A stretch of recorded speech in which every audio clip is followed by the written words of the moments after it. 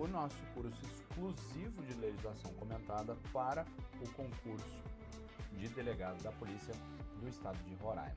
Sou o professor Rodolfo Pena e hoje a gente vai falar sobre a Lei 8429, a chamada e famosa Lei de Improbidade Administrativa. Então, foco nosso de transmissão hoje é o Código Eleitoral, é a nossa Lei 4.737 de 65.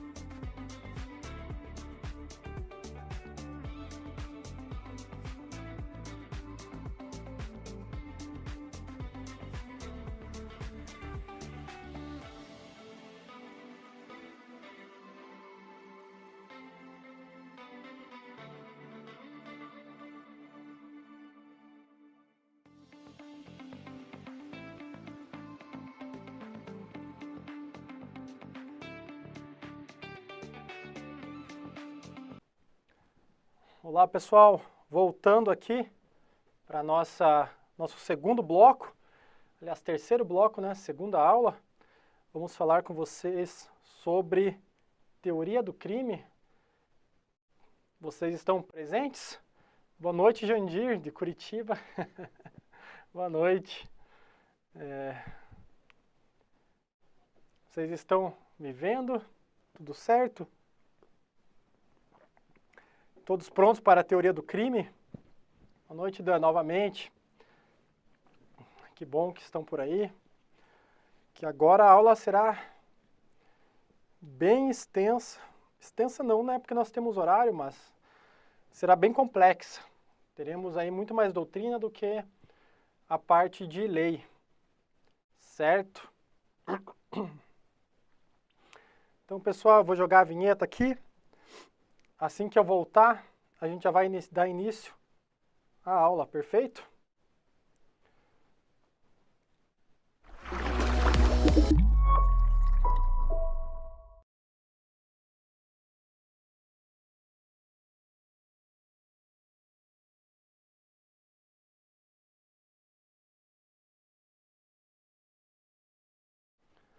Vamos lá, pessoal, para a nossa segunda aula aqui do curso de Direito Penal para Delegado de Polícia.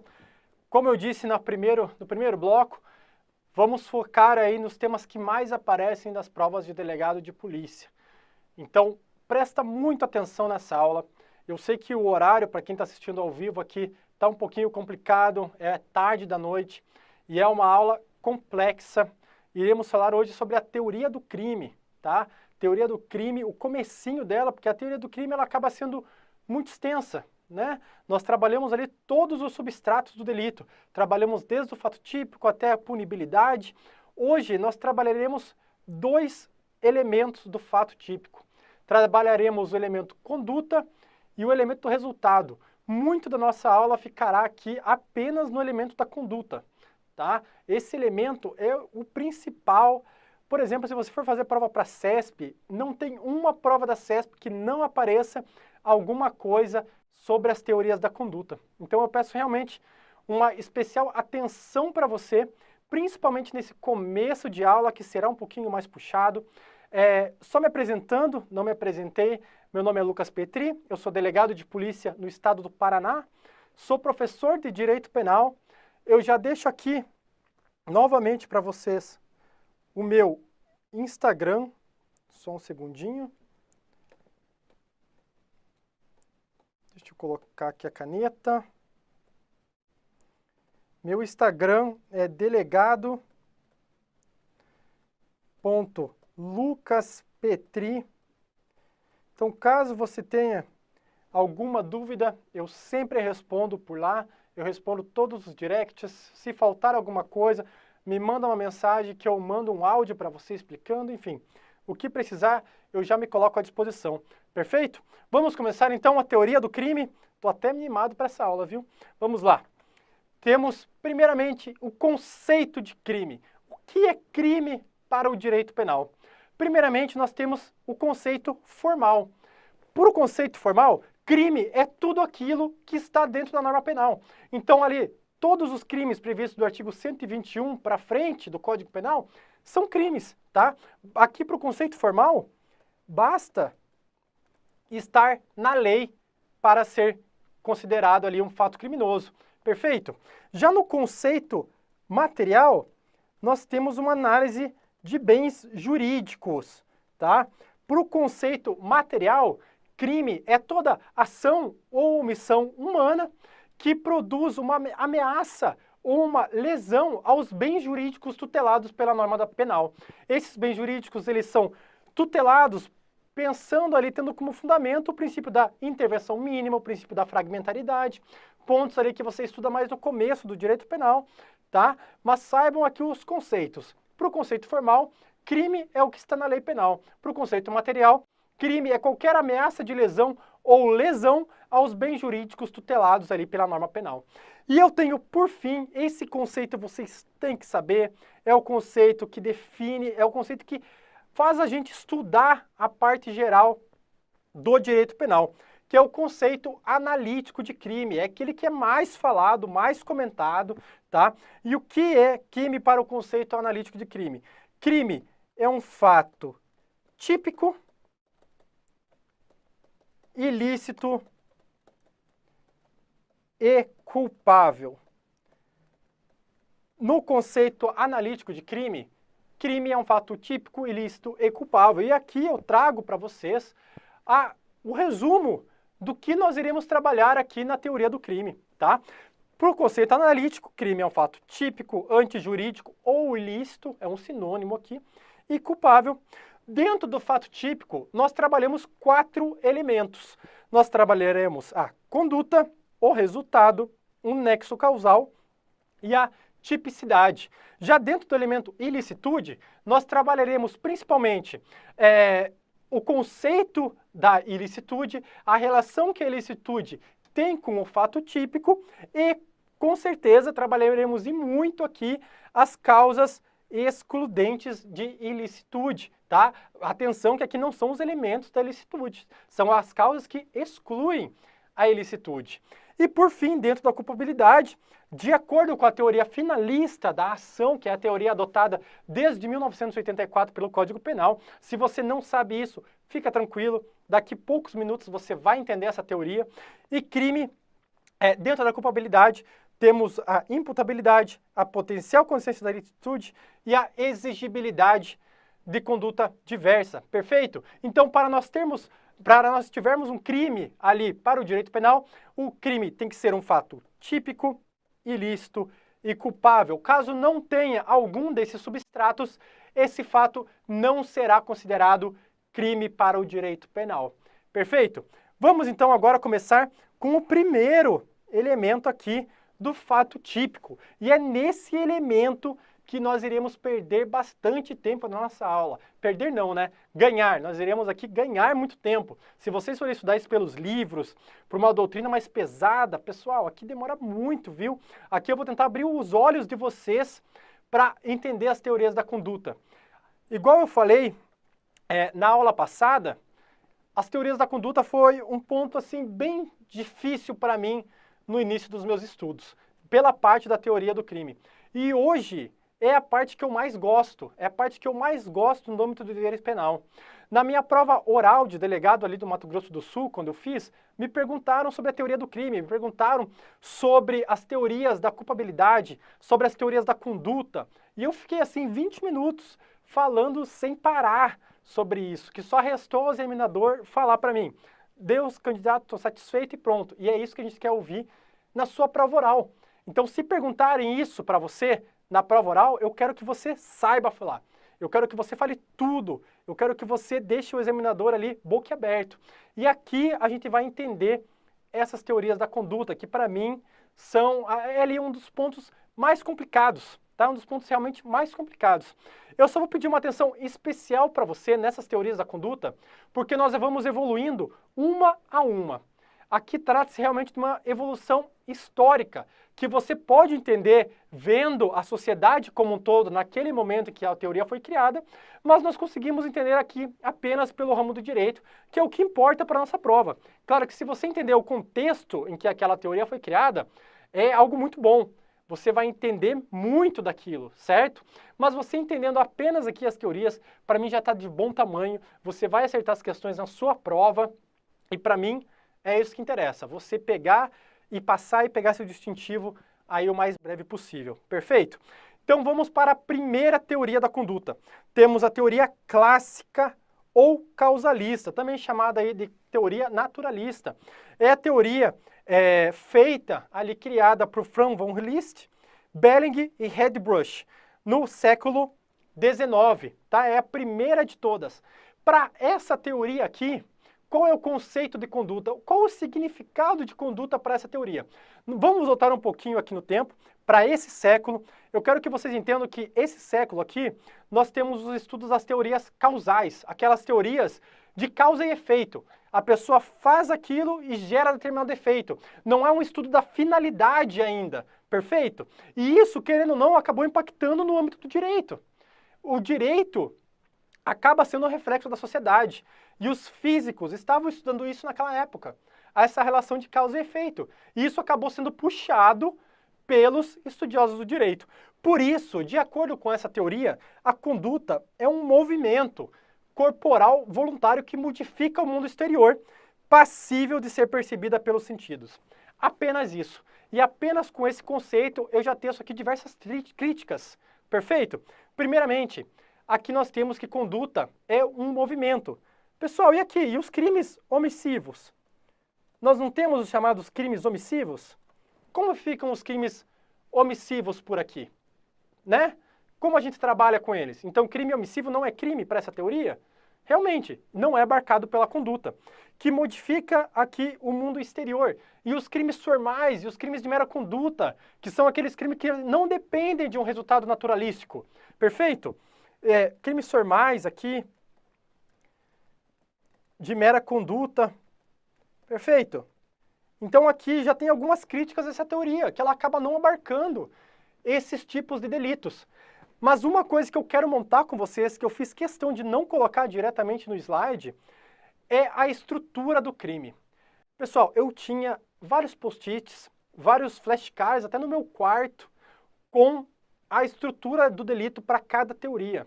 E eu quero que você preste muita atenção. Olha, dessa 1h30 que nós teremos juntos, eu quero que você preste atenção. Se você tirar apenas e souber fazer na sua prova a estrutura do delito para cada teoria, eu já vou ficar bem feliz. Claro que eu vou ficar muito mais feliz se você conseguir pegar tudo, mas eu já vou ficar bem feliz se você conseguir fazer a estrutura do delito. Vamos lá então. Na teoria clássica, como funciona a estrutura do delito? É um fato típico. Dentro do fato típico, nós temos a conduta, nós temos o resultado, nós temos o nexo causal e nós temos a tipicidade. Aqui é uma tipicidade formal, tá? É mera subsunção do fato criminoso à norma legal, perfeito? Nós temos a ilicitude, aqui o crime é o quê? É um fato típico, ilícito e culpável, perfeito? Dentro da ilicitude nós não temos nenhum elemento, conforme eu já conversei com vocês. Mas aqui o mais importante é dentro da culpabilidade. Vocês têm que saber, vocês têm que entender a culpabilidade para cada teoria da conduta, porque esse substrato ele vai modificar a teoria como um todo. Aqui na culpabilidade, nós temos como elemento a imputabilidade e como espécies o dolo e a culpa. Perfeito? Pessoal, importantíssimo aqui. É considerada espécie, não é nem elemento. Elemento é apenas imputabilidade. Espécies, vou puxar aqui. Espécies é o dolo e a culpa. Perfeito? Tá muito ruim a caneta ali, mas eu vou falando tudo, acho que vocês conseguem entender melhor. Perfeito? E qual era o nome dessa teoria? Pessoal, vamos lá. Só tinha isso na culpabilidade. O nome dessa teoria, da culpabilidade, é teoria psicológica. Aqui eu já estou adiantando um pouco o tema, tá bem? Eu já estou me permitindo adiantar um pouco o tema com vocês, porque eu prefiro que vocês entendam tudo desde já. Eu tenho muitos alunos que me mandam, professor, mas eu estudo a teoria da culpabilidade separada da teoria da conduta, aí eu acabo me confundindo, eu não sei ligar uma na outra. E aqui comigo vocês vão aprender a ligar uma na outra. Vocês vão aprender a fazer esse vínculo e ver como funciona a teoria do delito como um todo, tá? Então lembrem, a teoria clássica ou causalista, a conduta, você tem que saber o conceito de conduta, isso é essencial, vocês têm que saber o conceito de conduta para essa teoria e vocês têm que saber como se dá ali o conceito analítico do crime para a teoria, tá bem? E por que a teoria da culpabilidade aqui é uma teoria psicológica? Porque nós não temos elementos normativos na culpabilidade, nós só temos o dolo e a culpa. Dolo e a culpa são o quê? Elementos subjetivos. Nós não temos nenhum elemento normativo, algum elemento que requer juízo de valor. Nós só temos elementos subjetivos. Perfeito? E aqui uma grande crítica, eu acho que a maior crítica, além das outras duas que eu já citei anteriormente, é a análise do dolo e da culpa apenas na culpabilidade, tá? Apenas na culpabilidade que a gente consegue analisar se aquele agente ele teve a intenção de matar ou de ferir uma pessoa. Então, o fato é típico, ele é antijurídico, é aí só na culpabilidade que nós iremos ver se aquele agente realmente teve a intenção de causar aquele dano ou não. sabe? Isso pra gente hoje é um pouco absurdo, mas na época era o que funcionava. Mas aqui fica uma grande crítica. Essa é a principal crítica dessa teoria, a análise do dolo e da culpa apenas da culpabilidade, tá? E vamos lá para uma questão já. Já trouxe uma questão para vocês. Por quê? Porque eu queria, antes de a gente fazer a questão, eu quero explicar aqui. Igual eu disse para vocês, a culpabilidade tem o dolo e a culpa, perfeito? A culpa aqui em sentido estrito e o dolo, perfeito? Claro que tem a imputabilidade aqui, igual eu disse. Mas eu quero falar com vocês sobre o dolo especificamente. O dolo, nessa teoria, é um dolo normativo. E o que é o dolo normativo? Ele tem 3 elementos, pessoal. Ele tem 3 elementos. Ele tem vontade, consciência e ele tem a consciência da ilicitude. Esse dolo aqui é chamado de dolo normativo, híbrido, colorido. Você vai ver aí de diversas formas. Deixa eu ficar um pouquinho mais para cá. O dolo, na teoria causalista, aqui eu já cito que depende da teoria, depende do doutrinador que você pegar, ele vai dizer que ainda não é um dolo normativo na teoria causalista. No entanto, eu dou essa aula aqui para a gente acertar mais questões de prova e ir bem nas provas e adquirir esse cargo público. Então eu vou resolver com vocês a questão aqui da CESP para vocês entenderem. Vamos lá. Segundo a teoria causal, o dolo causalista é conhecido como dolo normativo, pelo fato de existir nesse dolo, juntamente com os elementos volitivos e cognitivos, considerados psicológicos, ou seja, a vontade e a consciência, elementos de natureza normativa, real ou potencial consciência sobre a ilicitude do fato. Tá? Aqui no caso seria a real consciência da ilicitude, potencial eles colocaram aqui só para praticamente não anularem a questão, aliás, não sei muito bem, inclusive, mas aqui é real consciência da ilicitude, tá? É a consciência da ilicitude por si só. Essa questão aqui foi dada como verdadeira pela CESP. Então a CESP considera que a teoria causalista possui o dolo normativo, tá? Então lembrem disso, apesar de vários autores, doutrinadores, considerarem que na teoria clássica nós temos um dolo natural, um dolo que tem apenas elementos subjetivos. Quais elementos seriam esses? Vontade e consciência. Nós temos aqui a própria CESP falando, trago aqui para vocês, prova de delegado de Polícia Federal, afirmando que o dolo na teoria causalista é um dolo normativo. Perfeito. Assim acabamos a teoria causalista. Ela é a base de tudo aqui, é a primeira teoria e seguimos para as próximas. Perfeito? Vamos lá então. A segunda que nós temos é a teoria neoclássica ou neocantista, essa daqui do Mesger no século XX. Essa daqui, ela ainda tem base causalistas, mas qual que é a principal mudança dela? Aqui, o crime é fato típico, ilícito e culpável. Isso a gente continua. Pessoal, isso que eu quero que vocês aprendam a fazer, eu quero que vocês aprendam a montar o crime de acordo com a teoria, tá? Se vocês saírem fazendo isso, para mim tá excelente. Vamos lá. Conduta, resultado, nexo causal, tipicidade. Perfeito? Tipicidade aqui. E dentro da culpabilidade, aqui sim nós temos algumas diferenças perante a teoria causalista. Dentro da culpabilidade, nós temos a imputabilidade, nós temos como elemento e não como espécie, agora virou um elemento da culpabilidade, o dolo e a culpa, ou a culpa em sentido amplo, como você preferir falar. E nós temos também, pela primeira vez aqui, a exigibilidade de conduta diversa. A exigibilidade de conduta diversa, nem vou escrever inteiro por aqui, porque é muito comprido. A exigibilidade de conduta diversa é um elemento normativo, ele requer um juízo de valor por parte do intérprete, certo? Nesse caso, a teoria da culpabilidade aqui é teoria psicológica ou psicológico normativa. Só minha caneta não está muito boa, mas vamos lá. Teoria psicológica normativa. Por quê? Porque ela possui tanto elementos subjetivos, certo, como elemento normativo. Aqui não há divergência doutrinária. Aqui o dolo, ele é normativo. Ele abarca ali os 3 elementos que eu citei anteriormente. ele abarca tanto a vontade e a consciência, como a consciência da ilicitude. Perfeito, pessoal? Estão me acompanhando? Tá tudo bem? Vamos lá? E aqui também muda o conceito de conduta, certo? Muda o conceito de conduta. Por quê? Porque o Metzger, ele viu ali que tinha aquele erro básico na teoria causalista, que ela não abarcava os crimes omissivos.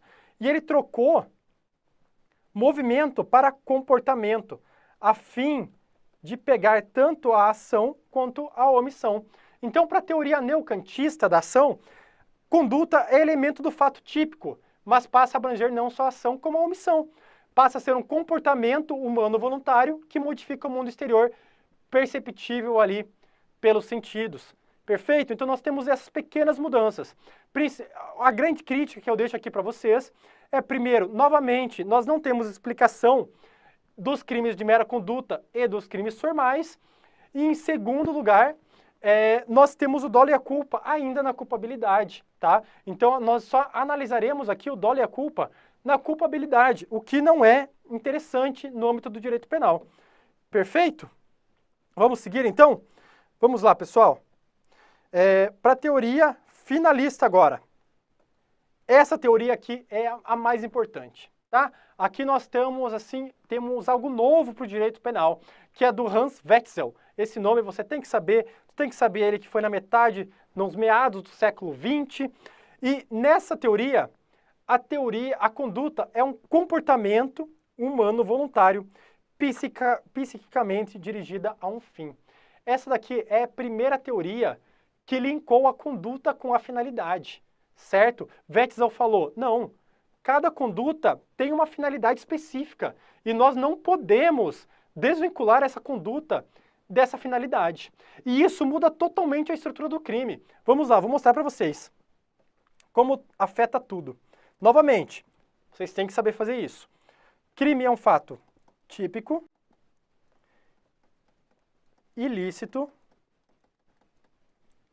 e culpável. Perfeito? Eu acredito que essa parte vocês já pegaram bem. Dentro da tipicidade, dentro do fato típico, nós temos a conduta, o resultado, o nexo causal e a tipicidade. Perfeito? E aqui, dentro da culpabilidade, nós teremos a imputabilidade,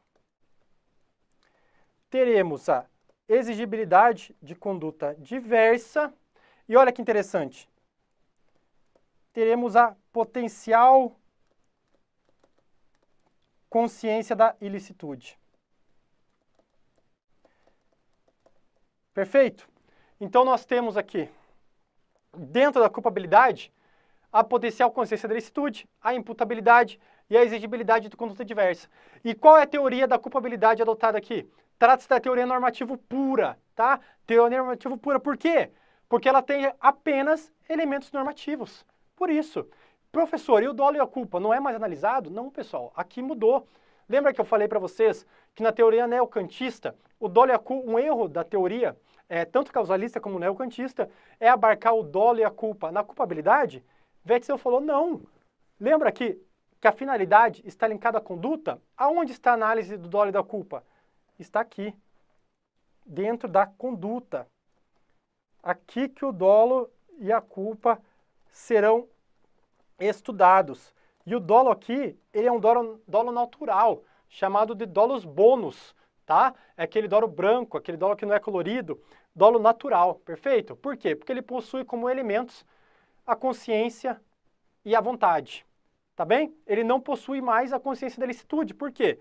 Porque a consciência da ilicitude ela foi deixada aqui. Ou seja, o dolo e a culpa, eles migraram lá para a conduta, lá para dentro do fato típico, mas deixou a potencial consciência da ilicitude. Então, a potencial consciência da ilicitude, ela continuará sendo abarcada ali pela culpabilidade, mas como elemento autônomo dentro do substrato da culpabilidade. Ela não será mais vista dentro do dolo. E, pessoal, eu não vou entrar muito agora na potencial consciência da ilicitude e nos elementos da culpabilidade. Por quê? Porque nós teremos aula disso, tá? Será, se eu não me engano, a nossa quinta aula será apenas sobre culpabilidade. E aí nós falaremos tudo sobre a culpabilidade, perfeito? Mas hoje aqui ainda não é a hora. tá? Então lembrem, o finalismo é a teoria adotada pelo Código Penal. Perfeito? Por isso que você tem que saber bem essa teoria, porque ela é adotada desde 1984 pelo nosso Código Penal, tá? Vamos lá então para uma questão novamente. A consciência atual da ilicitude é elemento do dolo, conforme a teoria finalista da ação. Pessoal, questão de delegado de Polícia Federal do ano de 2021 da CESP. E essa daqui não é adaptada não, viu? Essa daqui eu tirei diretamente da prova. Olha a questão que simples. Vamos lá. Ficou com dúvida na prova? Vamos lá. Teoria finalista da ação. Fato típico, ilícito e culpável. Típico, conduta, resultado, nexo causal, tipicidade. Culpabilidade, imputabilidade, perfeito? Exigibilidade de conduta diversa e potencial consciente da ilicitude. E aí, só com isso você consegue responder a questão? Com certeza, com certeza. Você sabe que o dolo está aqui e a culpa está aqui. E ele está falando o quê? Que a consciência atual da ilicitude é elemento do dolo. Não, pessoal, a consciência da ilicitude está aqui. Aqui, na teoria finalista da ação, o dolo é normativo. Nossa, não deu para entender quase nada que eu escrevi, né? Deixa eu arrumar um pouquinho para vocês aqui. Aqui era tipicidade, ilicitude e culpabilidade, tá bom? Então vamos lá. Está dentro? Não, falso. Não está, não é elemento do dolo, tá? É elemento da culpabilidade. E coloco aqui que é a potencial consciência da ilicitude, não é apenas a consciência atual da ilicitude. Perfeito? Vamos continuar então para outras teorias importantíssimas que hoje os estudiosos do direito aí estão estudando muito, inclusive aplicando, de certa forma aplicando. O nosso Código Penal ele adota a teoria finalista, mas ele tem aí, já está tendo influência jurisprudencial das teorias funcionalistas. E as teorias funcionalistas, o que elas mudaram no direito penal? Elas viram outra forma ali de dizer o direito. Por quê? Porque a conduta ela deve ser compreendida de acordo com a missão conferida ao direito penal. Então nós não avaliamos mais a conduta como aquele movimento, com uma finalidade, ou aquele comportamento humano voluntário, perceptível, que gera um resultado perceptível pelos sentidos. Nós temos aqui uma conduta ligada ao direito penal como um todo, ligada ao sistema. E nós temos duas teorias funcionalistas que eu queria falar com vocês. A primeira trata-se do funcionalismo teleológico ou moderado, aqui do chamado Claus-Roxin, e nós temos o sistêmico radical, que é do nosso grande Jacobs. Certo? Jacobs e Claus-Roxin, esses nomes você tem que saber. E agora a gente vai separar a diferença aí dessas duas teorias, porque realmente elas são bem diferentes entre si. Vamos lá? Primeiramente, o funcionalismo teleológico ou moderado. Para essa teoria, a função do direito penal se destina à proteção de bens jurídicos. Perfeito? Então, para ela, conduta é o comportamento humano voluntário, causador de relevante e intolerável lesão ou perigo de lesão ao bem jurídico tutelado pela norma penal. Isso daqui lembra um pouquinho para você lá do conceito material de crime, que eu falei sobre o princípio da intervenção mínima? Aqui nós temos novamente a aplicação do princípio da intervenção mínima. O direito penal, para o Roxin, ele só deve se preocupar com as condutas que realmente gerem ali uma lesão ou ameaça de lesão aos bens jurídicos tutelados pela norma penal. Então, está intimamente ligado à intervenção mínima e ao conceito material de delito. Perfeito? E eu queria falar para vocês aqui como fica a estrutura do delito nessa teoria. Vamos lá? Aqui vocês já sabem, fato típico continua igual, ilicitude continua igual. Aqui dentro do fato típico nós temos resultado, conduta, nexo causal e tipicidade. E por fim, aqui pessoal, aqui que muda muito, e foi até uma crítica que fizeram pelo Roxin. Porque o último substrato para ele é o substrato da responsabilidade. E o que é o substrato da responsabilidade? Trata-se da junção da culpabilidade E a culpabilidade aqui eu não vou escrever, mas é igual à teoria finalista. Nós temos ali a imputabilidade, exigibilidade de conduta diversa e potencial consciência da ilicitude. E nós temos a chamada necessidade da pena. Aqui é a grande crítica da teoria e por isso que ela acaba não sendo um pouco adotada, pelo menos nesse sentido, pela necessidade da pena. Por quê? Porque o Roxin ele coloca elementos de políticas criminais dentro do substrato da culpabilidade. Tá? É realmente uma exigência de políticas criminais. Você saber se é necessária a pena para aquele fato criminoso ou não. Mas ele insere aqui dentro do substrato do delito. Perfeito? Então lembrem aqui que crime, para a teoria funcionalista, que fato típico, ilícito e irresponsável seria no caso, né? Nós teríamos esses 3 aspectos aí. E sempre que aparecer na prova de vocês teoria sobre política criminal, sobre tutela de bens jurídicos, lembrem aqui do nosso famoso Klaus Roxin, que a chance de você acertar essa questão será enorme, tá? As provas realmente gostam de perguntar sobre essa teoria e sobre essa próxima que nós iremos ver agora, que é do nosso famoso Jacobs. O Jacobs, ele fez o funcionalismo sistêmico ou radical. Para o Jacobs, o sistema, ele é um só. E a norma penal, ela serve para aquela pessoa que tirou do sistema, basicamente desequilibrou o sistema, e é necessário ser aplicada uma sanção para essa pessoa, para o sistema voltar à sua normalidade. Então, a função do direito penal é assegurar a rigidez do sistema jurídico. Se a norma é frustrada pelo agente, é imprescindível que ele sofra ali uma sanção. O direito penal, ele é um instrumento de estabilização das expectativas normativas. Perfeito? E, pessoal, faz muito sentido o pensamento do Jacobs. Vamos lá, pense comigo.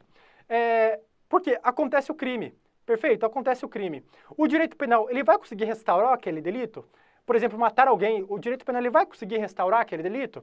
Em partes, não. Muito em partes, não. Certo? Porque nenhuma indenização ali, para mim, vale a vida da pessoa, correto? Mas o direito penal, ele coloca o sistema no eixo novamente. Ele está ali para sancionar a pessoa, para dar aquela sanção à pessoa, para ela responder por aquele crime. Perfeito? Não volta ao status quo, mas pune aquela pessoa pelo que ela fez. Por isso que o Jacobs aqui, eu concordo em partes com ele, concordo bastante com ele, inclusive. Acho muito interessante a teoria, mas você tem que saber aqui ela para a sua prova. Para essa teoria do Jacobs, conduta é o comportamento humano voluntário, causador de um resultado que seria evitável, violador do sistema, frustrando as expectativas normativas.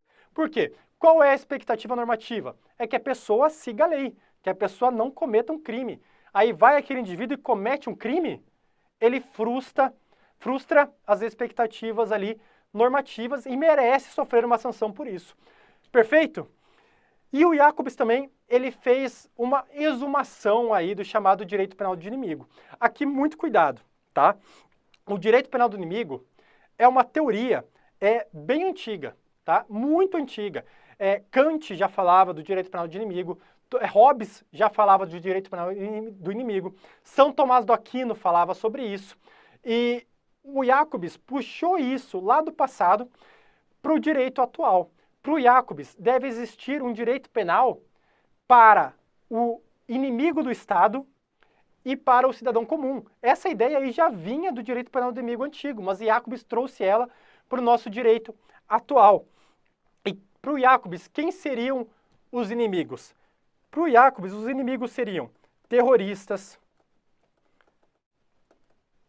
traficantes, sequestradores, enfim, pessoas que cometem crimes graves, pessoas que, segundo Jacobs, não teriam ali como melhorar, entende? Você consegue entender essa parte?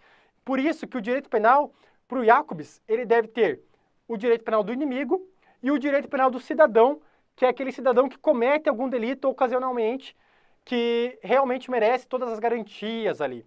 E quais são as características desse direito penal do inimigo para o Jacobs? Antecipação da punibilidade com a tipificação de atos preparatórios.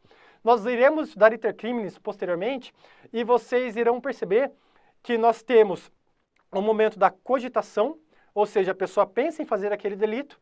Temos os atos preparatórios, ou seja, a pessoa se prepara para realizar aquele delito.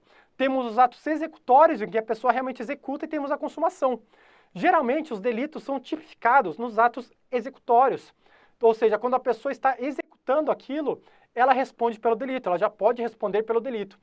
Para o Jacobs, no direito penal do inimigo, os atos preparatórios já devem ser tipificados. Sendo assim, se uma pessoa está ali se arrumando para traficar alguma droga ou para implantar uma bomba em algum local, ela deve ter esses atos preparatórios aí já puníveis e tipificados pela norma penal. Confissão e tortura como meio de prova é uma característica também do direito penal do inimigo.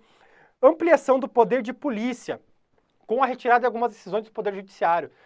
Aqui, realmente, ele pode dizer, puxa para a polícia, puxa realmente para outras instituições, para o Ministério Público ou para a polícia, algumas decisões, para que não demore tanto o processo e seja necessário uma decisão aí do Poder Judiciário.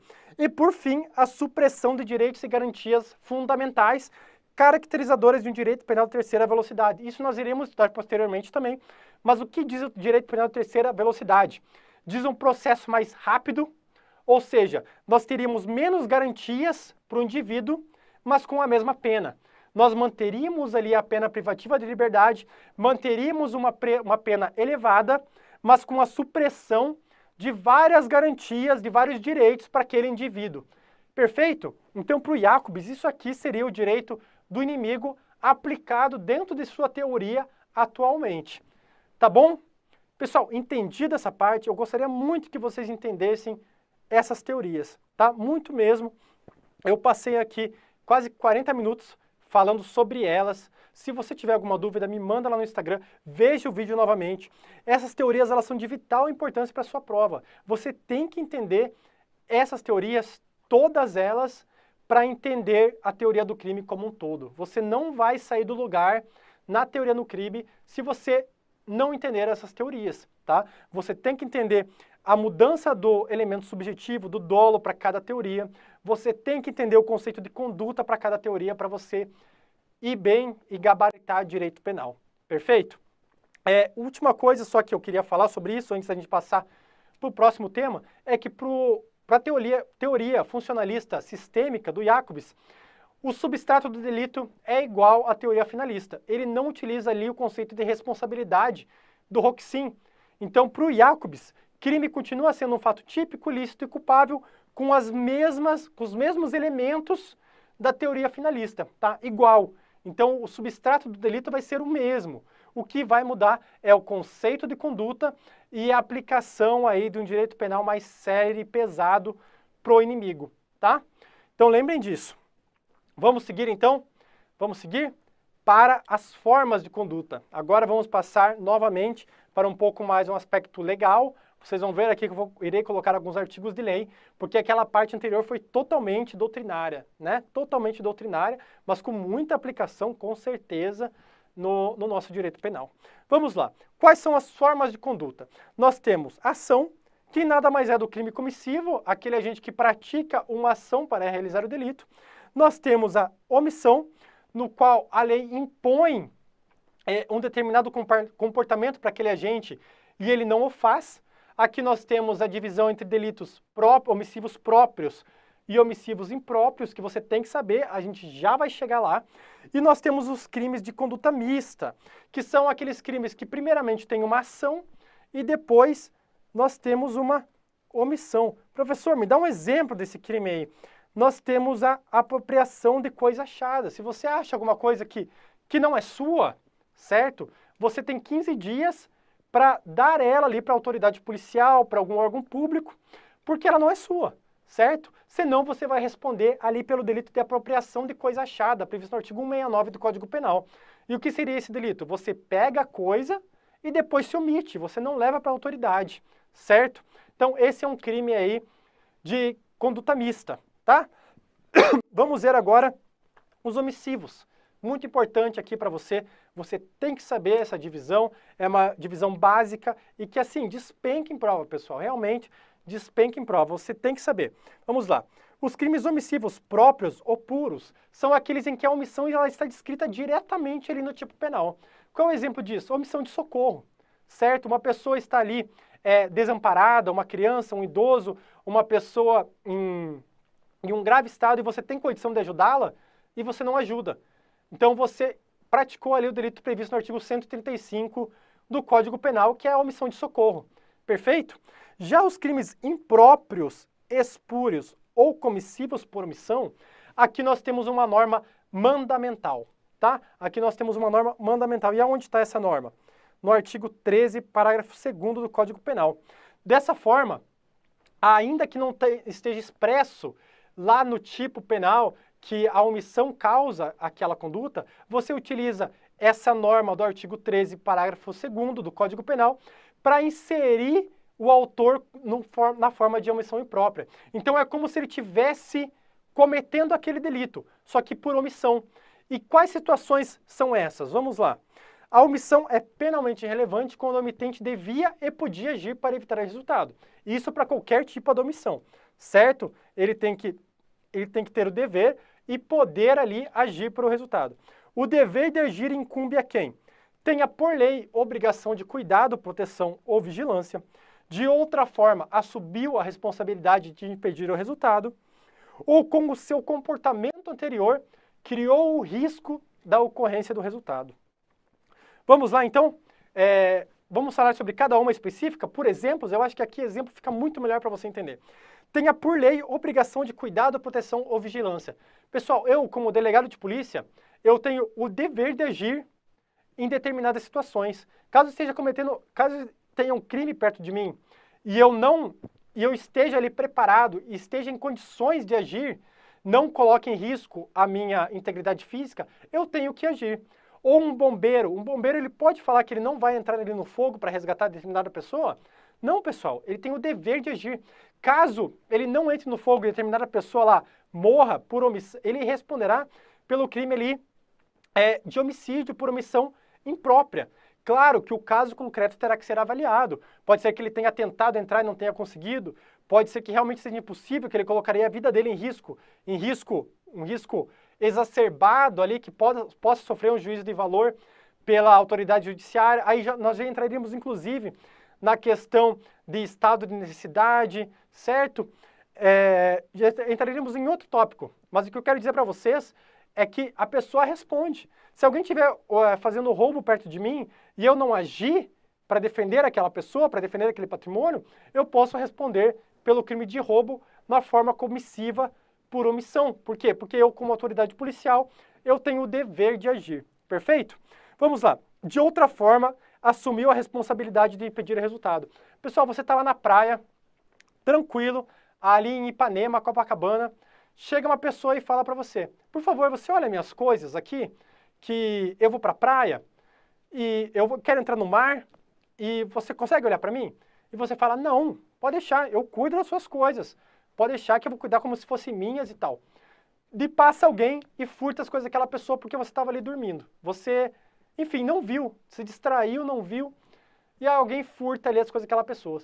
Você pode responder por furto, na forma comissiva por omissão. Você vai ter a mesma pena, ou deveria ter a mesma pena ali, da pessoa que praticou o furto. Sabia disso? Por forma de omissão imprópria. Você, de alguma forma, assumiu a responsabilidade de pedir aquele resultado. Aquela pessoa, ela confiou em você. Isso pode se dar também de outras formas. Isso pode se dar via contrato, isso pode se dar via ato, mas quero que você saiba que existe essa possibilidade. E por fim, se com o comportamento anterior, você criou o risco da ocorrência do resultado. Por exemplo, num ato doloso ali, você criou o risco de um incêndio no local. Pessoal, você vai poder responder por aquele incêndio. Você não vai poder fugir daquilo, você vai ter que apagar o fogo caso dê um incêndio. Entende? Senão você vai responder pelo incêndio. Você vai responder pelos danos que foram ali causados. Você não queria colocar fogo naquele local, mas com o seu comportamento anterior, você criou um risco para que se criasse aquele fogo, que se começasse aquele tumulto.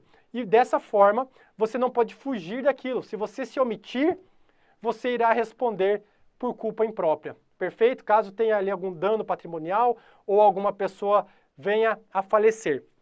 Perfeito? Passamos então dos crimes omissivos, quero resolver uma questão com vocês aqui. Os crimes omissivos próprios são os cujo tipo descreve a conduta omissiva de forma direta. E por isso não é necessária a incidência do artigo 13, parágrafo 2º do CP. Vamos lá, pessoal, olha aqui. 2019, questão de promotor de justiça. Ok? MP Santa Catarina. Questão simples de resolver. Essa questão aqui não é editada, eu trouxe diretamente para vocês. E é isso mesmo. Os crimes omissivos próprios, eles já defendem, eles já têm a conduta omissiva no próprio tipo penal. Eles não precisam fazer uso do artigo 13º, parágrafo 2º, ali para que o agente seja punido, ou seja, não é um delito comissivo por omissão. Perfeito? Vamos lá então? Vamos seguir? Vamos lá então, pessoal. Causas de exclusão da conduta, tá? Isso daqui, importante você saber, que são as causas que excluem a conduta. Lembram aqui? Vamos lá.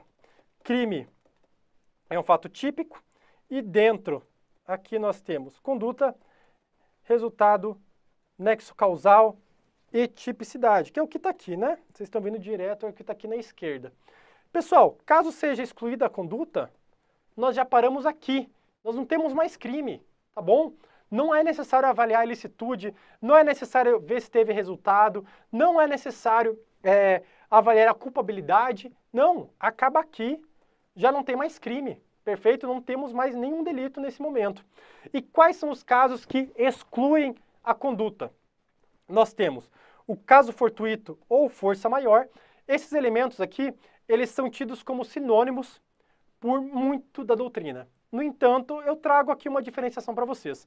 Força maior, você liga a elementos da natureza.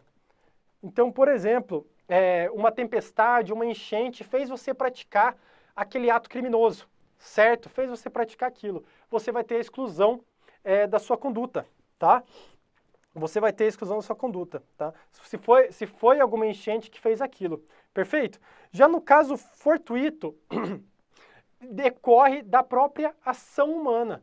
Você não queria fazer aquilo, mas você acabou fazendo, e da própria ação humana ali, um ato anterior àquele, ocorreu um caso fortuito. Por exemplo, você estava ali mexendo na fiação elétrica da sua casa, caiu um cabo lá e você teve total cuidado, você não foi imprudente, você não foi negligente e acertou em alguma pessoa e lesionou alguma pessoa. Acabou sendo um caso fortuito. Você estava desligada, por exemplo, a energia da sua casa, mas deu um erro na Copel lá, porque um agente da Copel não desligou a energia. Dando um exemplo assim excepcional. Nesse caso, você não terá aí a conduta. Perfeito? Vamos lá então para atos involuntários. Aqui nós temos dois. Nós temos atos de hipnose e sonambulismo, certo? Então, se você estiver sonâmbulo e lá e cometer um delito, você não irá responder por ausência de conduta. Se você estiver sob efeito de hipnose, você também não irá responder pela sua conduta. Por quê? Porque você não teve dolo, Lembra que aqui temos aqui o dolo e a culpa? Apesar do seu corpo ali ter praticado a conduta, você não teve qualquer intenção ou vontade de fazer aquilo. Perfeito? Já temos também os movimentos reflexos. Temos aqui os movimentos reflexos. Vamos dizer que você está lá no seu carro, com uma pessoa ali do seu lado, e passa uma abelha. Passa uma abelha assim, e por reflexo você pega e vira a mão com tudo, e acerta a cara da pessoa. Você vai responder por lesão corporal? Porque aqui nós teríamos a incidência do crime de lesão corporal. Você lesionou ali outra pessoa, você atingiu a integridade corporal dela. Você irá responder por esse delito? Não. Por quê? Por ausência de conduta. Você não teve aquela intenção, você não teve aquela vontade. Foi um ato reflexo, tá bem? Você não queria fazer aquilo, mas por um ato reflexo, uma abelha chegou ali para picar você, você bateu com a mão e acertou a pessoa, tá? Você não vai responder por esse delito. E por fim aqui, mas não menos importante, aliás, acredito que o mais importante, nós temos a coação física irresistível, a chamada vis absoluta, tá? E por quê? Pessoal, aqui é aquele caso, por exemplo, que a pessoa chega em você e faz você atirar. Uma pessoa muito mais forte chega em você com uma faca, por exemplo, na mão, coloca a faca na sua mão e faz você esfaquear outra pessoa. Ou coloca uma arma na sua mão, pega seu dedo e faz você atirar. Nesse caso, foi uma coação física irresistível. Você não tinha como resistir. Se ela for resistível, a gente já vai analisar em outro substrato do delito. Talvez tenhamos aí uma causa de diminuição de pena. No entanto, se ela for irresistível, ela exclui a conduta. Você não vai responder por nenhum crime, tá? Senão seria muito fácil, outra pessoa ia chegar, ia fazer você atirar, matar alguém, e apenas você iria responder e não a pessoa. Imagina que absurdo. Então, nesse caso, a outra pessoa vai responder, isso nós iremos ver lá em concurso de pessoas, mas você não vai responder aí por nenhum delito. E eu queria fazer uma diferenciação aqui com vocês, tá bom? Que é a coação moral. Pessoal, a coação moral irresistível, aliás, seja ela irresistível ou resistível, ela é analisada lá na culpabilidade, tá bem? Ela é analisada lá na exigibilidade de conduta adversa. Isso daqui, para nossa aula 5, não é agora, tá? Não é agora que a gente vai ver isso. Por quê? A coação moral irresistível é aquele exemplo, por exemplo, que a pessoa chega na sua casa, sequestra a sua família e fala para você, olha, eu vou te dar uma arma aqui, se você não for em tal endereço e matar aquela pessoa, eu vou matar a sua família, certo? A pessoa fala isso para você. Você vai lá e mata essa pessoa, você vai lá, pega a arma, vai no endereço dessa pessoa e mata essa pessoa. Por quê? Porque você sofreu uma coação moral irresistível. Você fez a conduta? Fez. Você queria fazer a conduta? Sim. Você teve consciência, teve vontade? Sim. Você fez a conduta, você tinha o dolo de praticar aquela conduta. Não iremos ter uma exclusão aqui da conduta. É um fato típico. Você tem todos os elementos ali do tipo penal.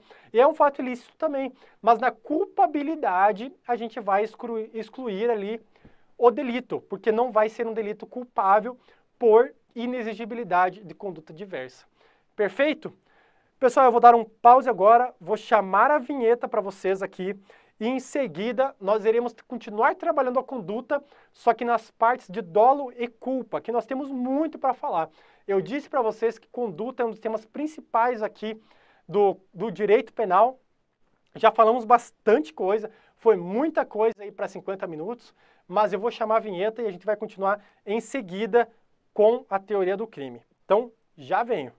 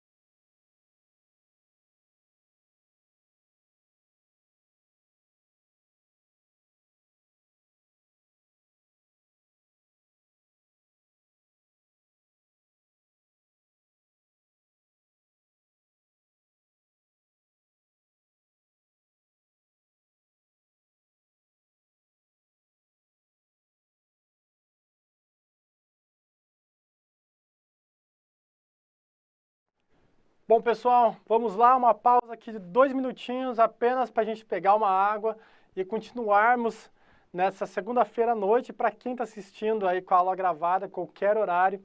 Mas vamos lá, para dar conta desse crime, desse elemento do crime, que é a conduta, o elemento ali do nosso fato típico.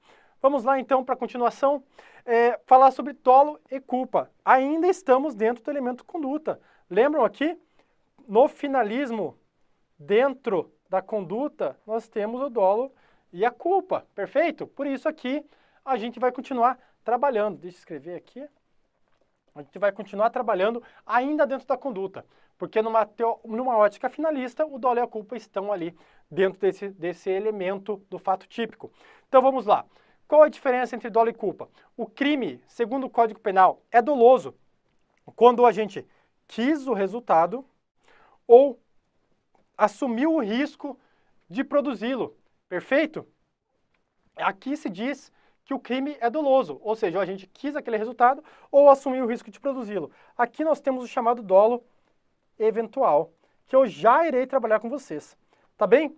Já o crime é culposo quando o agente, apesar daquela conduta ser voluntária, ele age com imperícia, negligência ou imprudência, dando causa, ali é um resultado involuntário, a conduta é voluntária, o resultado é involuntário e ele acaba causando aí um delito. Então, culposo quando o agente deu causa ao resultado por imprudência, negligência ou imperícia, tudo bem? Aqui no parágrafo único, eu já vou grifar para vocês que o crime culposo, ele deve ser expressamente previsto em lei. Não existe crime culposo se não tiver a previsão legal da culpa para aquele delito. Aqui nós temos a primeira característica dos crimes culposos, que é a tipicidade, tá? Mas isso nós já iremos ver, já estou me adiantando um pouquinho aqui.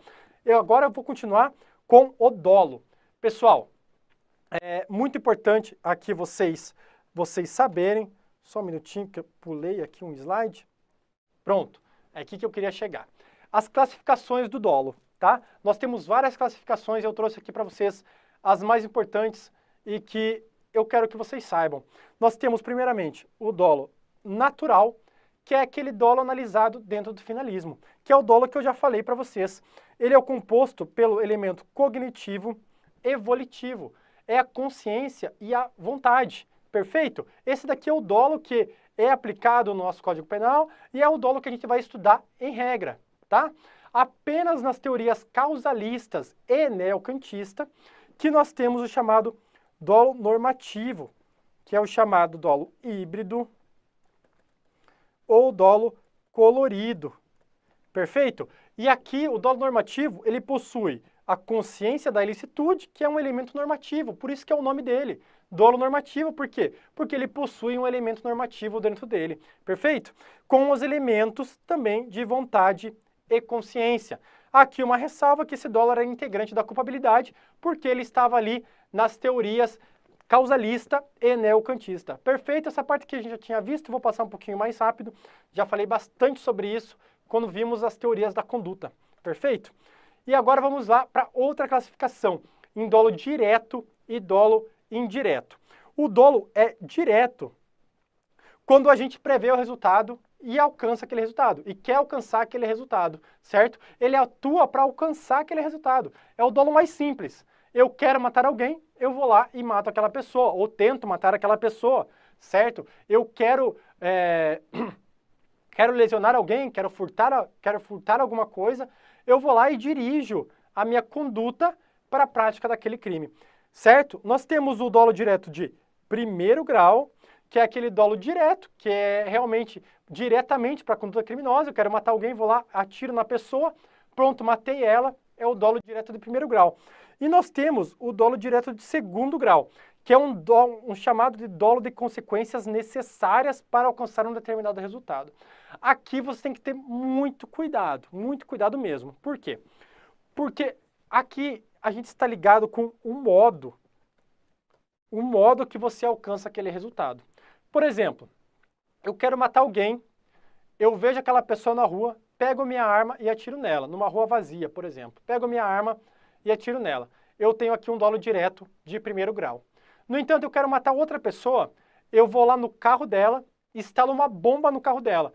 E eu sabia que ela já ia sair ali com outra pessoa junto. Eu já tinha visto, eles já iam sair juntos, mas eu vou lá e arrisquei, coloquei a bomba ali. Pessoal, concordam que o modo que eu pratiquei aquele delito vai matar outra pessoa? Eu coloquei uma bomba no carro, vai explodir o carro, vai explodir qualquer pessoa que esteja dentro.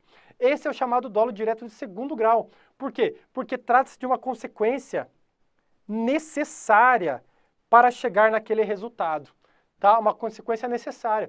Por exemplo, eu quero matar uma pessoa e vou lá e coloco uma bomba no avião.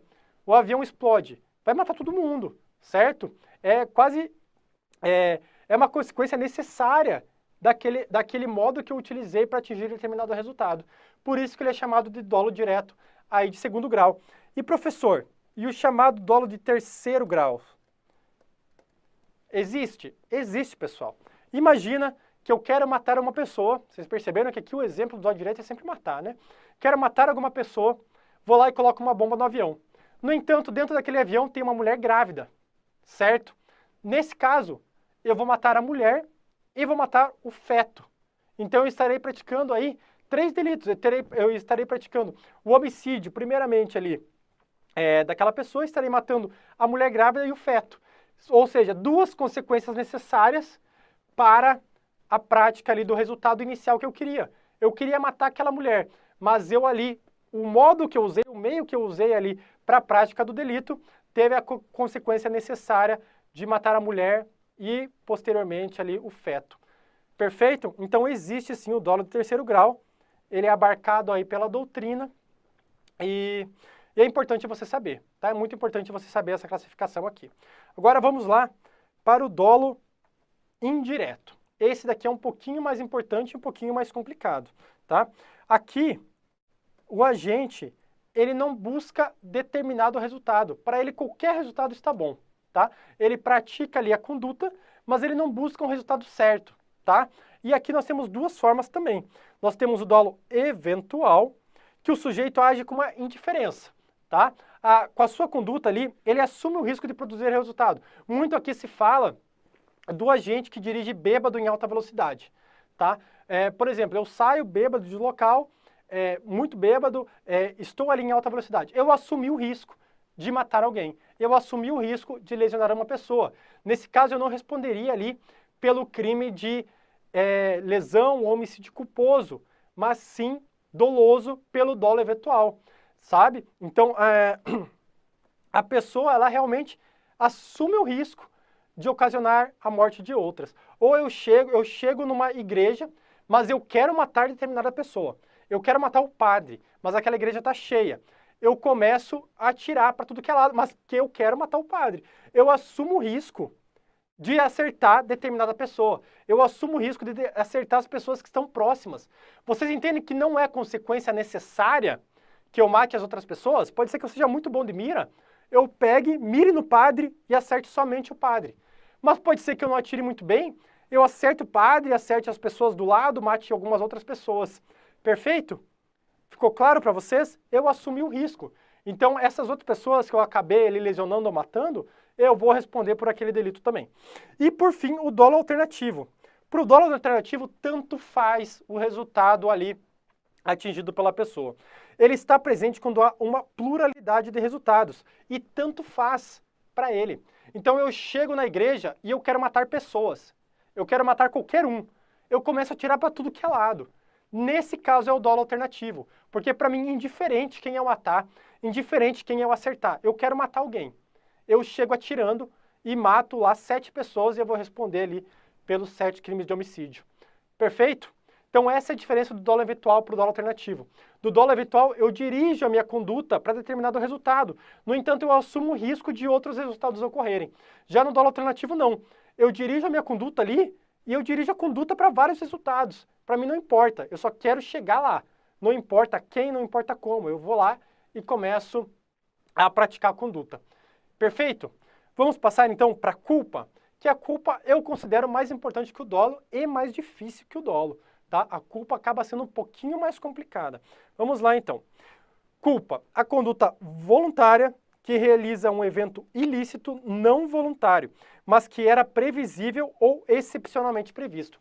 Pessoal, primeira coisa aqui, se era um resultado imprevisível, por exemplo, você estava dirigindo na velocidade compatível da via e uma criança se joga na frente do seu carro, do nada, numa área ali, não era área escolar, não era nada, você não cometeu nenhum crime, tá? Por quê? Porque era imprevisível esse resultado. Mas caso você esteja ali numa via perto de uma escola, já era um resultado que poderia ser previsto, tá? Que era um resultado era um resultado previsível ali por uma pessoa em condições normais. Perfeito? E aqui, olha, eu gostaria muito que vocês decorassem. Aqui são os elementos do crime culposo. E cai muito em prova, mas muito mesmo. E você entendendo esses elementos, você entende o que é o crime culposo. Então vamos lá um por um? Primeiramente, a conduta humana, ela tem que ser voluntária. Se ela for involuntária, a gente entra lá em causa de exclusão da conduta. Aí nós nem avaliamos se foi culposo ou foi doloso. Por quê? Porque não teve conduta. Então o agente que anda em alta velocidade ou anda com o pneu gasto, por exemplo, ele tem aquela conduta. Ele só não quer aquele resultado que pode causar. Por exemplo, ele não quer atropelar alguém, mas ele está ali andando em alta velocidade, com uma determinada imprudência, igual a gente já vai ver aqui em seguida, tá?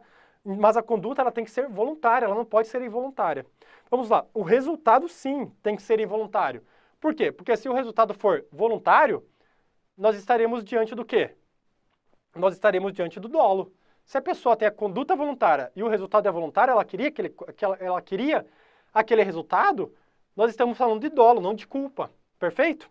Nexo de causalidade, com certeza, você tem que ter um nexo de causalidade aqui entre a conduta e o resultado. Tipicidade, lembra aqui que eu falei ali do parágrafo único para vocês, lá do artigo 18, que o crime culposo ele tem que estar previsto em lei? É aqui. Nós temos o elemento da tipicidade. O crime culposo tem que ter previsão legal. Previsibilidade objetiva, ou seja, qualquer pessoa ali, em condições normais, seria capaz de prever aquele resultado. Então, eu andando em alta velocidade numa via, eu poderia prever que aquele resultado ocorreria. Entende? Qualquer pessoa ali, naquelas condições, tendo aquela percepção daquela pessoa que estava agente do delito, conseguiria prever esse resultado. E, por fim, violação de um dever objetivo de cuidado. E aqui nós temos algumas formas. Nós temos a imprudência. A imprudência nada mais é do que um fazer, tá? Nada mais é do que um fazer. Ou seja, eu ando em velocidade acima da via, certo? Então ali eu estou assumindo certo risco, mas não tanto para o dolo eventual, perfeito? Mas eu estou ali andando, tendo uma imprudência e poderia lesionar alguém e eu deveria responder aí pelo delito de uma forma culposa. Temos também a negligência. Aqui o exemplo de sempre que nós damos é o agente que ele sai andar no seu veículo com os pneus gastos. Era dever dele ali dar aquela manutenção ao pneu. No entanto, ele não fez aquilo, ele sai com os pneus gastos, provoca um acidente, por causa daqueles pneus, ele responde aí pelo crime em sua forma culposa. E por fim, temos a imperícia, perfeito? E o que seria a imperícia? Aqui, a violação de um dever, por exemplo, a pessoa troca o pedal do acelerador com o do freio, entendeu? Ela tem uma imperícia, ela não soube ali conduzir o veículo adequadamente e ela acaba atropelando uma pessoa. Aqui sim nós temos uma imperícia, o carro está totalmente completo, está totalmente certo, mas a pessoa vai ali e troca o acelerador pelo freio. Nesse caso teríamos uma imperícia, tá bem? Eu não quero que vocês confundam aqui com a falta, com aquela imperícia que gera uma majorante de pena no homicídio.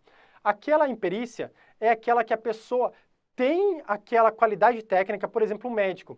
Ele sabe, ele tem aquele conhecimento que ele deveria fazer aquilo certinho no paciente, no entanto, ele acaba deixando alguma coisa dentro do paciente, certo? Porque ele não seguiu corretamente o procedimento. Aqui nós temos uma causa de aumento de pena porque ele não seguiu o procedimento que ele sabia, tá? Na imperícia é diferente. Na imperícia ou a pessoa não sabe ou ela errou ali, tá bem? Ela não fez adequadamente, perfeito? E vamos lá, pessoal, espécies de culpa. Muito importante aqui, espécies de culpa. Só queria dar um recado para o operador que a bateria do meu tablet acabou, daí eu não consigo trocar aqui. Mas vamos lá. Espécie de culpa. Culpa consciente. O sujeito prevê o resultado previsível, mas acredita que ele não vai ocorrer, pois ele confia em sua habilidade. Então, aqui é o caso da pessoa que está em alta velocidade e começa a ver uma criancinha ou uma pessoa passar ali na faixa de pedestre. E ele confia que com a sua habilidade ele vai conseguir fazer ali uma curva, ele vai conseguir tirar o veículo. Ele realmente confia, ele não pensa que aquele delito vai ocorrer. Ele realmente confia em suas habilidades. Nesse caso, caso tenha esse crime, teremos aí a espécie de culpa consciente. Ele não consegue desviar. E aqui, pessoal, muito importante, por quê? Aqui ele não confia na sorte. Então aqui ele está lá e ele pensa, ah não, essa pessoa vai andar mais rápido, ah não, talvez eu acerte, tá? Aqui não. Aqui ele realmente confia que ele não vai acertar aquela pessoa, que ele não vai cometer aquele delito. Perfeito? Ele está ali em velocidade incompatível, só que ele confia que ele não vai cometer aquele delito. E já na culpa inconsciente, o sujeito ele não prevê o resultado que era previsível. Então aquele resultado ali ele seria previsível, mas o agente não vê. Então ele vê, por exemplo, está perto de uma escola, ele está trafegando em alta velocidade, é previsível que poderia sair uma criança correndo dali, só que ele não prevê aquele resultado. Essa daqui é a culpa, vamos dizer, propriamente dita, porque é a mais comum, tá? Não é a culpa consciente, mas é a culpa inconsciente. Normalmente os crimes culposos, eles ocorrem aí pela culpa consciente. Perfeito? Vamos continuar aqui com uma questão, então, agora sobre culpa. Vamos lá? No caso em que o sujeito realiza a conduta e prevê a possibilidade de produção do resultado. Ou seja, ele realiza a conduta e ele prevê aquela possibilidade, mas não quer a sua ocorrência e conta com a sorte para que ele não se materialize, pois sabe que não tem o controle sobre a situação implementada, se configura um exemplo de culpa consciente e não de dolo eventual. Porque se o sujeito soubesse de antemão que o resultado iria ocorrer, provavelmente não teria atuado. Pessoal, e aí? O que vocês acham? Questão difícil, tá? Questão considerada difícil. Tenho certeza que muitos candidatos aqui erraram essa questão, não tenho dúvidas disso, porque é uma questão realmente difícil, que faz aí uma confusão entre culpa consciente e entre dolo eventual. E é o que eu quero dizer para vocês aqui. Pessoal, falou de sorte, tá? Falou de sorte, nós estamos falando em dolo eventual. Na culpa consciente, eu já disse para vocês, o agente ele confia nas habilidades dele, certo? Ele não depende da sorte.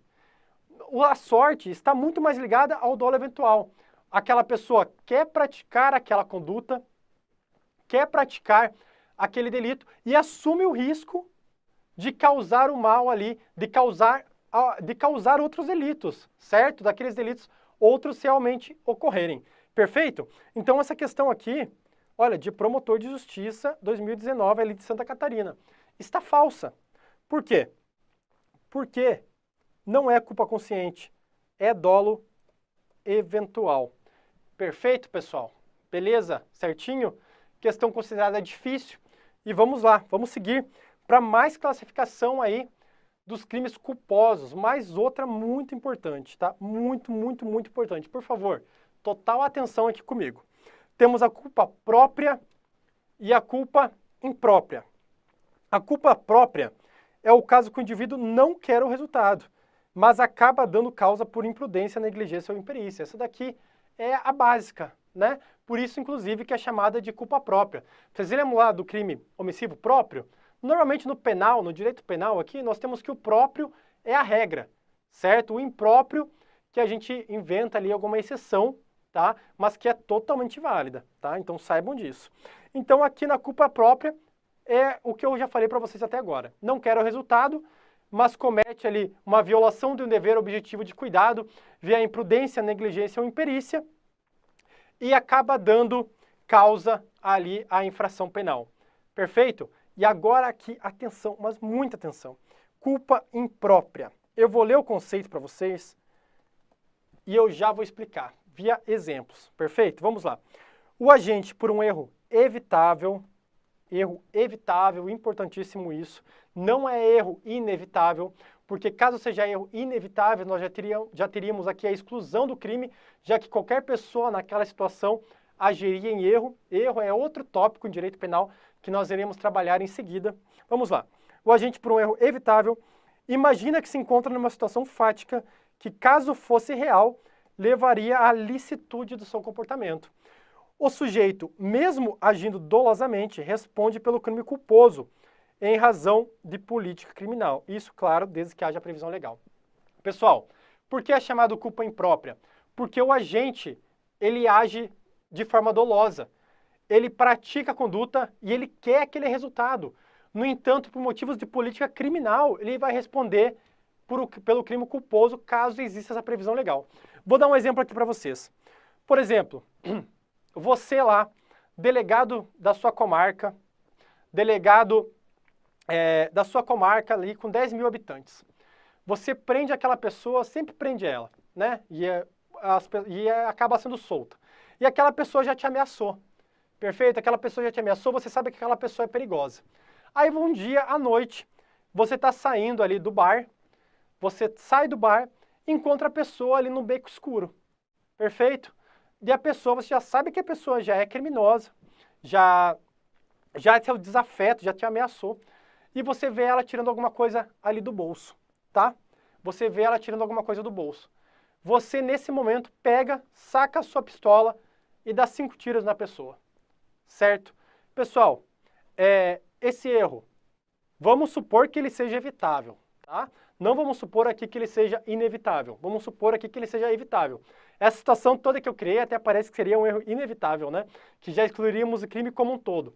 Mas vamos supor que seja evitável. Vamos dizer que tinha como saber, tinha como evitar aquele erro. Que dava para ver que, por exemplo, era um celular na mão da pessoa. Mas não. Você ali errou, deu 5 tiros na pessoa e viu que a pessoa estava tirando o celular. Se não fosse, se a pessoa realmente estivesse tirando uma arma, o seu comportamento seria lícito? Sim, você estaria aqui em legítima defesa. O seu comportamento estaria lícito. Estamos aqui diante das chamadas discriminantes putativas, que nós iremos estudar na nossa próxima aula no conceito de ilicitude. E onde está isso? Artigo 20, parágrafo 1º do Código Penal. E notem que aqui, por motivos de política criminal, novamente eu repito, você que fez esse erro, que matou aquela pessoa, num erro evitável, você irá responder pelo crime culposo, apesar de você ter agido ali de forma dolosa, tá? Você teve a intenção de sacar a sua pistola e de atirar na pessoa, perfeito? Você deveria responder por quê? Por homicídio doloso. No entanto, por motivos de política criminal, você vai responder por crime culposo, desde que aquele erro seja evitável. Se aquele erro fosse inevitável, você não vai responder por crime. Perfeito? Isso daqui a gente vai ver na aula de culpabilidade daí, tá? Então saibam disso. Culpa própria é a culpa ali propriamente dita, certo? Já a culpa imprópria é um crime doloso que é tido ali como culposo por motivos de política criminal. Vamos lá, pessoal, vamos seguir, senão não vou dar conta da aula hoje. Vamos lá. Préter doloso. O que é o crime préter doloso? Pessoal, o crime préter doloso, ele é um crime qualificado ali pelo resultado. Ele é um crime que você vai ter o dolo na conduta antecedente e no resultado você vai ter culpa. Desculpa que eu troquei aqui. Não estou conseguindo acessar a borracha, pessoal, mas vamos lá. Deixa eu apagar aqui. Você vai ter dolo mais culpa. Então, por exemplo, você lesiona aquela pessoa, você quer lesionar ela, você tem o dolo de lesionar ela. No entanto, você acaba matando ela acaba vindo a falecer. Por alguma ali, você ficou muito nervoso, começou a bater muito, você teve ali uma imprudência grande e matou aquela pessoa. Outro crime aqui que eu cito para vocês é o crime previsto lá na lei de tortura. O agente tem a intenção ali de torturar a pessoa, mas aquela pessoa acaba vindo a falecer, certo? A intenção dele era torturar aquela pessoa, não matar aquela pessoa, mas a pessoa acaba vindo a óbito. Nesse caso, teremos um crime préter doloso, em que há o dolo na conduta antecedente e a culpa na conduta consequente. Perfeito? Ele vai responder aqui de forma dolosa, claro, normalmente com alguma qualificadora ou alguma causa de aumento de pena, tá? Por isso aqui que a pessoa que quer lesionar e acaba matando, que ela não quis matar, mas ela acaba matando, ela vai responder por lesão corporal seguida de morte e não por homicídio. Perfeito? Por quê? Porque o dolo dela era para lesionar. Isso aqui, claro, é muito difícil da gente ver no caso concreto, mas tem, tá? Desde que seja provado ali que a pessoa queria lesionar a outra e não matar, por exemplo, vai ter isso daqui no caso concreto. Perfeito? Pessoal, finalizamos conduta. Nem acredito aqui que finalizamos conduta em 1h20 de aula, mas finalizamos conduta, tá bem? Vamos lá então agora, para finalizarmos a aula, depois eu vou dar uma olhada aqui nas questões, tá? Para finalizarmos a aula, vamos para o próximo elemento aqui do substrato dentro do fato típico, que é o elemento de resultado. Terminamos conduta, vamos entrar no resultado. Pessoal, primeiramente o que vocês têm que saber, da conduta omissiva ou da ação podem surgir dois resultados. O primeiro é o resultado naturalístico, que é aquele, lembra que a gente estudou lá na teoria causalista, que tem que ser aquele resultado perceptível pelo mundo exterior? Então eu lesiono alguém, eu furto alguma coisa, a subtração da coisa passou para mim, passou para minha posse. Esse é o resultado naturalístico do delito, perfeito? Eu lesiono alguém, aquela pessoa, a modificação na integridade corporal dela é o resultado naturalístico do delito. Nem todos os crimes possuem resultado naturalístico. Eu já conversei com vocês sobre os crimes de mera conduta e sobre os crimes formais, que nós iríamos ver aqui no próximo slide, que eu irei comentar com vocês mais certinho. Mas eu quero que vocês saibam que existem dois tipos de resultados. O segundo é o resultado jurídico ou normativo. De acordo com esse resultado, há uma violação da norma protetora do bem jurídico tutelado. De acordo com as teorias funcionalistas e as teorias mais atuais da dogmática penal, todo crime possui resultado jurídico normativo. Todo crime tem que ter resultado jurídico normativo. Senão nós não iríamos ter resultado. E não tendo resultado, lembrem aqui, conduta, resultado, nexo causal e tipicidade. Não tendo resultado, nós não temos aí um elemento do fato típico e não teremos crime. E aí, vamos punir o quê? Não dá, né? Então, por isso que nós temos o chamado resultado jurídico ou normativo, que seria a lesão ou a ameaça de lesão aí ao bem jurídico tutelado pela norma penal. E aqui eu já queria citar com vocês que o resultado jurídico ou normativo, ele pode ser um crime de dano ou um crime de perigo. Isso daqui é uma classificação que eu irei trazer em seguida em outra aula para vocês. Antes de nós adentrarmos na parte especial do Código Penal, eu irei trazer bem resumido para vocês aqui, mas agora eu queria falar para vocês não ficarem assim à toa nesse tema, tá? Para vocês entenderem, para vocês ligarem uma coisa com a outra. Que o resultado jurídico normativo, ele está intimamente ligado aos crimes de dano ou de perigo. Qual é o crime de dano? De dano é que há uma lesão ao bem jurídico, perfeito? Opa, desculpa, há uma lesão ao bem jurídico. Já o crime de perigo, há uma ameaça, um perigo de lesão ao bem jurídico tutelado pela norma penal. E o crime de perigo, ele pode ser concreto ou abstrato.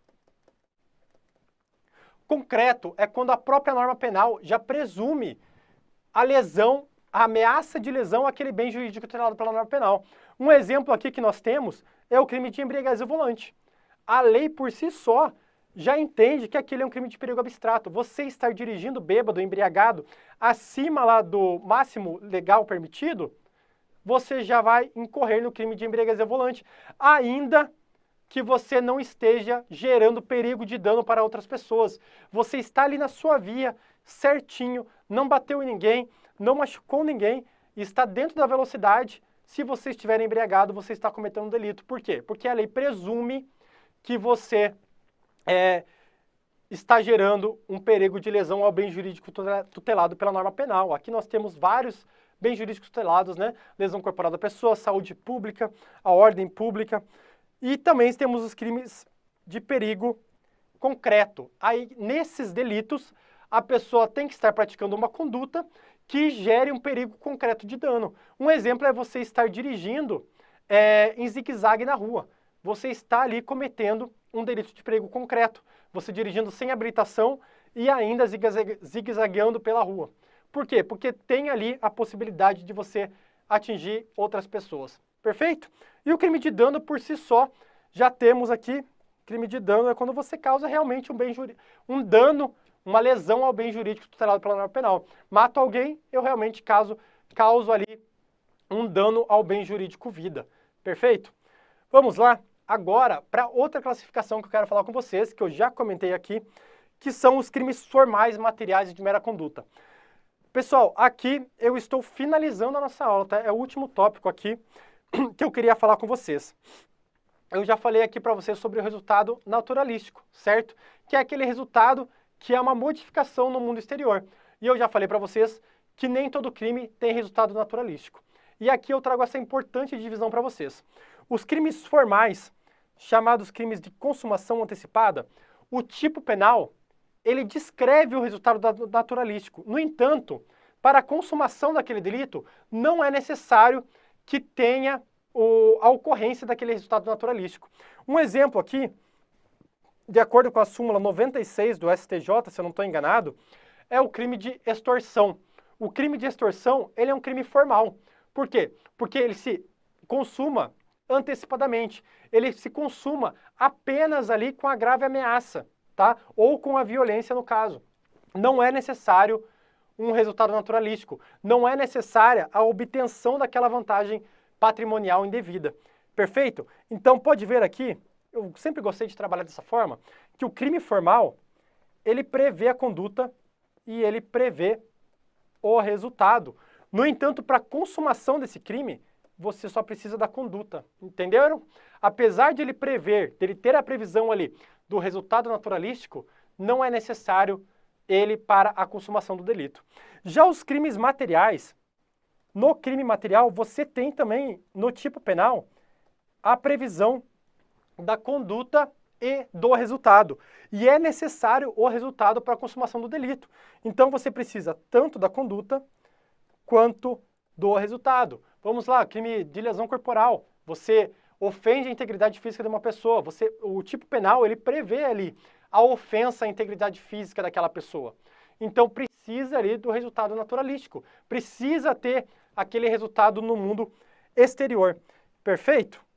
E, por fim, os crimes de mera conduta. Aqui nós temos aqui, por exemplo, a omissão de socorro. Tá? A omissão de socorro é um crime de mera conduta. É um não fazer penal. Aqui é previsível, só tem a conduta. Nós não temos um resultado previsto no tipo penal. O tipo penal só prevê a conduta. Tudo bem, no crime de omissão de socorro lá nós temos qualificadora, majorante, caso venha a pessoa a óbito, perfeito? Mas aqui já é o tipo penal qualificado. Nós estamos falando aqui do tipo penal simples. Caso venha a óbito, aí sim nós precisamos analisar o resultado. No entanto, apenas para a consumação daquele delito, só precisamos da conduta, perfeito? Não confundam crime de mera conduta com crime formal, tá? Os dois se consumam apenas com a conduta. No entanto, no crime formal, há a previsão do resultado naturalístico em lei. Já no crime de mera conduta, não há essa previsão legal. Perfeito, pessoal? De resultado, é só isso. É só isso que eu queria trazer para vocês. Você tem que saber os tipos de resultados, os crimes de dano, lesão e os crimes formais, materiais e de mera conduta, tá? Você tem que lembrar que todo crime possui um resultado jurídico ou normativo. Já resultado naturalístico não é necessário em todo crime. Perfeito? Por fim, deixo aqui meu Instagram para vocês. Quem ainda não me segue, segue lá, manda mensagem, tira suas dúvidas, fico à disposição, respondo praticamente eu respondo todos os directs, tá bom, pessoal? Então, qualquer dúvida que vocês tiverem, me manda lá. E queria lembrar para vocês novamente que todos os pacotes para delegado de polícia aqui do Estratégia até o dia 18, estou dando essa aula aqui no dia 17/4, todos os pacotes para delegado de polícia com tudo que vocês estão vendo aqui na esquerda, 30% de desconto com o cupom DELTA30. Eu aproveitaria aí esse cupom, tá bom? E é isso, pessoal. Muito obrigado, tá? Encerro aqui a presente aula, que vem a vinheta e já venho conversar com vocês aí do chat.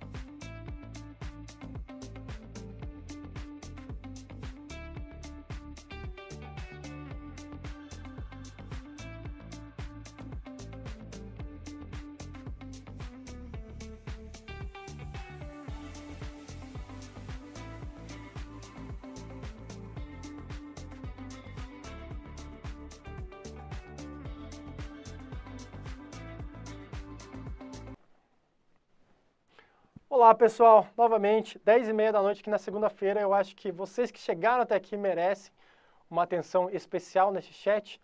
Primeiramente, muito obrigado. Eu fico feliz que vocês gostaram da aula, tá? Fico realmente feliz. Foi minha primeira experiência aqui no estúdio do Estratégia. Primeira vez que eu estou fazendo essa aula aqui presencial no estúdio.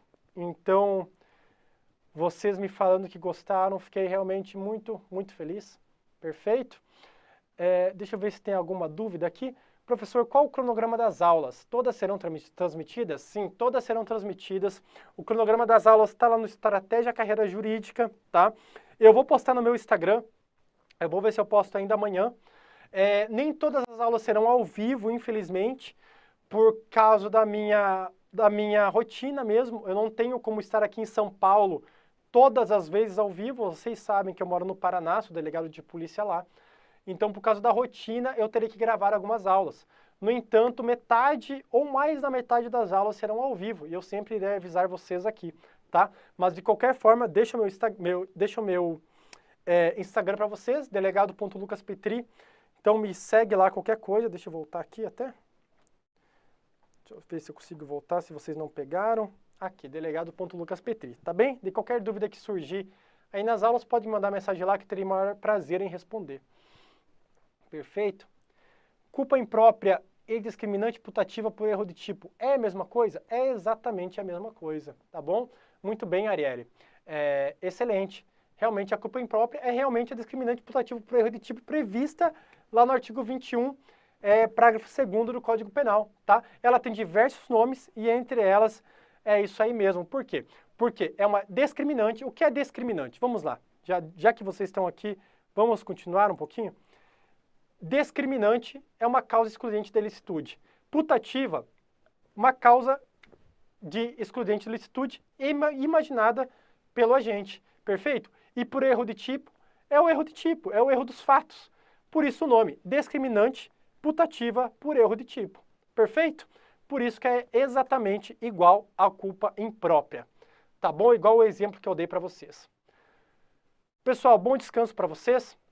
Muito obrigado pela presença. Eu paro por aqui hoje. Muito obrigado mesmo. Qualquer coisa eu fico disponível lá no Instagram de vocês. Pode puxar a vinheta então, por favor?